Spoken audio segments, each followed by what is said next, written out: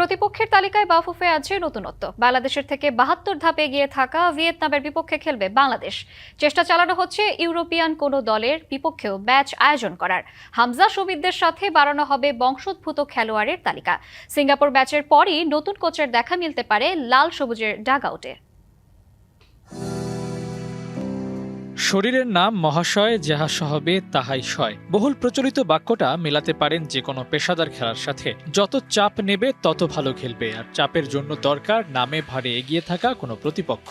আর সেদিক বিবেচনায় বাফুফে ভাবছে র্যাঙ্কিংয়ে এগিয়ে থাকা দলগুলোর বিপক্ষে খেলা আয়োজন করতে। এতে সামর্থ্যের ক্রস চেকটা অন্তত হবে। ৩১ মার্চ সিঙ্গাপুরের বিপক্ষে এশিয়ান কাপ বাছাই ম্যাচ। প্রস্তুতির কথা বললে ভুটান, নেপাল দলের কথা সহজেই হয়তো ভাবা যেত, কিন্তু সেসব দিন বদলে দিতে চায় বাফুফে।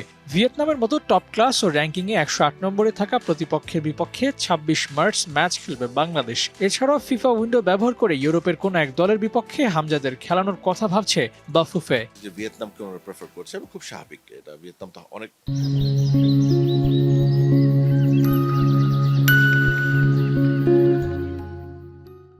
হাই র্যাঙ্কের টিম। ফিজি ওই দিকটাতে কথাবার্তা চলছে আমাদের। উই আর ট্রাইং, হোপফুলি ইউরোপের একটা অপশন আসতেও পারে। শুধু হামজা শমীদদের ক্রিম নিয়ে চলতে চায় না বাংলাদেশ ফুটবল ফেডারেশন। নতুন তারকাও ভেড়াতে চায় তারা। জাতীয় দলের সাথে ভাবনায় আছে বয়স ভিত্তিক দলও। আসতে যাচ্ছে আরও ৫ বংশোদ্ভূত ফুটবলার। তবে আমি ৫টা প্লেয়ারকে নিয়ে কাজ করছি, এটা বললাম যে তার মধ্যে ২ জন সিনিয়র ন্যাশনাল টিমের জন্য আর ৩ জন আপনার ইউথ টিমের জন্য। বাট তারা যদি ভালো করে দেয়, always have chance to move on.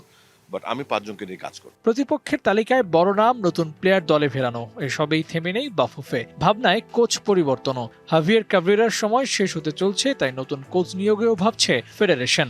অনেকগুলি সিভি নিয়ে আমাদের ফুটবল ফেডারেশন এসছে, সো বিভিন্ন জায়গা থেকে বিভিন্ন কথা শুনি। হামজা ও সৌমিত্রা দেশের ফুটবলে যে জোয়ার বইয়ে দিয়েছেন তা বহমান রাখতে ভালো অবকাঠামোর বিকল্প নেই। সেসবেই পাখির চোখ করছে বাফুফে। Abu Naim, DBC news, Dhaka.